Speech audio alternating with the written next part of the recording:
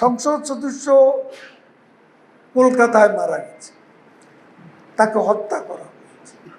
কোনো অন্যায়কারী অপরাধী দলের লোক হলেও তিনি ছাড় দেবেন। সংসদ সদস্য কলকাতায় মারা গেছে, তাকে হত্যা করা হয়েছে।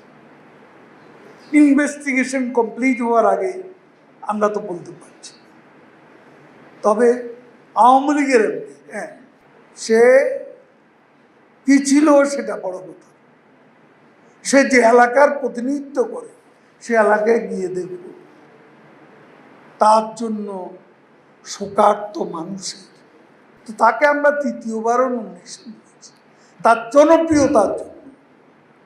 এখন সে ভেতরে কোনো অপকর্ম করে কিনা এইসব যখনই প্রমাণিত হয়, প্রধানমন্ত্রী কিন্তু জিরো টলারেন্স। কোনো অন্যায়কারী অপরাধী দলের লোক হলেও তিনি ছাড় দেবেন। এটা হলো সত্য, কিন্তু এটা তো প্রমাণ হতে